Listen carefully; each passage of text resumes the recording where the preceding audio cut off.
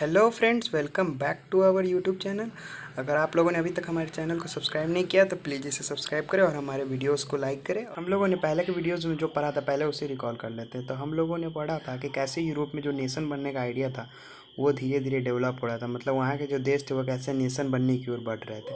और ये जो आइडिया था वो मेनली फ्रांस से निकला था। मतलब वहाँ फ्रांस के रिवोल्यूशनरीज़ ने फ्रेंच रिवॉल्यूशन किया, जहाँ जिसके बाद उन्होंने मोनार्की को हटा दिया और डेमोक्रेसी इस्टेब्लिश की और फ्रांस धीरे धीरे नेशन बन चुका था। पर वहाँ पे एंट्री होती है उसके बाद नेपोलियन की, जिसने फिर से वहाँ पे मोनार्की को इस्टेब्लिश कर दिया और डेमोक्रेसी को हटा दिया, जिसके बाद वो वहाँ शासन करने लगा। फिर नेपोलियन ने सिविल कोड ऑफ 1804 लाया, जिसे हम नेपोलियनिक कोड भी कहते हैं। उस कोड के तहत उसने इक्वलिटी बिफोर लॉ ला दिया, प्रिविलेज बेस्ड ऑन बर्थ को ख़त्म कर दिया।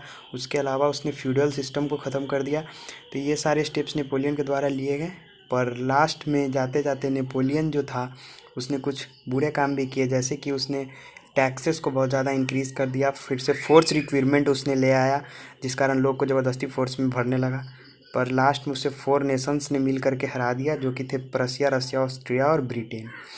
तो इसके आगे हम देखेंगे क्या होता है। तो अब है न्यू कंजर्वेटिज्म आफ्टर 1815। मतलब जो 1815 में जो नेपोलियन हरा उसके बाद क्या हुआ। तो फ्रांस में पहले तो किंग का शासन हुआ करता था, मतलब राजा महाराजा शासन करते थे। पर बाद में रिवोल्यूशनरीज़ ने किंग को हटा करके डेमोक्रेसी ला दी।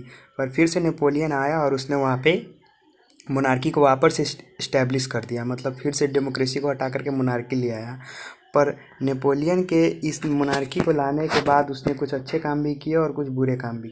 पर जब नेपोलियन डिफीट हो गया 1815 में जो बैटल के बाद, तो वहाँ पे जो फ्रांस था वहाँ पे कंजर्वेटिज्म का आइडिया डेवलप हुआ। तो कंजर्वेटिज्म जो आइडिया लाया था वो कंजर्वेटिव लोग थे। तो कंजर्वेटिव जो लोग थे उनका मानना ये होता था कि जो पुरानी चीज़ें, मतलब जो ट्रेडिशनल इंस्टीट्यूशन है वो आनी चाहिए। मतलब जो कंजर्वेटिव लोग थे उन लोगों का मानना था कि जो पहले जो मोनार्की थी, मतलब जो राजा महाराजा का शासन हुआ करता था, उसको वापस से ला देना चाहिए।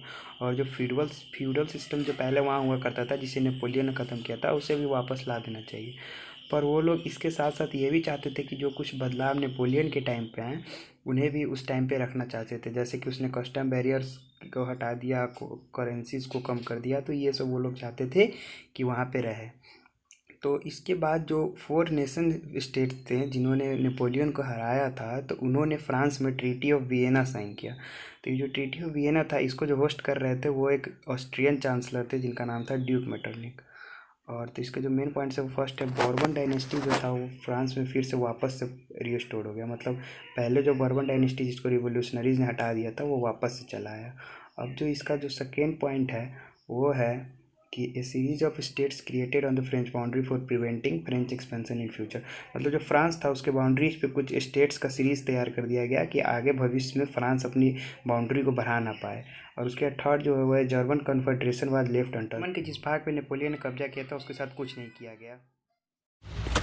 एक तेरा, एक मेरा, दो तेरा, दो मेरा, तीन तेरा, बराबर 3 मेरा, बराबर 50-50 बराबर है।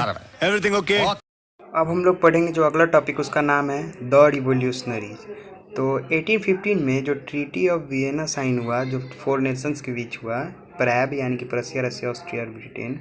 तो उसके साइन होने के बाद जो रिवोल्यूशनरीज आए उनका ये मानना था कि हमें मोनार्कियल सिस्टम को वहाँ से हटा देना है और डेमोक्रेसी वापस से ला देना है। और उनके लिए जो ये रिवोल्यूशन कर रहे थे उसके उनका मतलब था लिबर्टी और फ्रीडम, यानी कि वो आज़ादी के लिए लड़ रहे थे। वैसे ही एक रिवोल्यूशनरीज के बारे में हमें जानना है जिनका नाम है ग्यूसेपे मैज़ीनी। तो ये जो हैं इनका जन्म जो हुआ था वो जेनोवा में हुआ था 1807 में। और वो ये एक सीक्रेट सोसाइटी कार्बोनारी का एक मेंबर बन चुके थे। और बाद में इन्हें देश निकाला दे दिया गया 1831 में एक रिवोल्यूशन को अटैम्प्ट कर। इटली का यूनिफिकेशन हुआ, उसमें इनका बहुत ही बड़ा हाथ था। तो इसी के साथ ये वीडियो समाप्त होता है। आपको हमारा वीडियो पसंद आया तो इसे लाइक करें और चैनल को सब्सक्राइब करना ना भूलें। Thank you.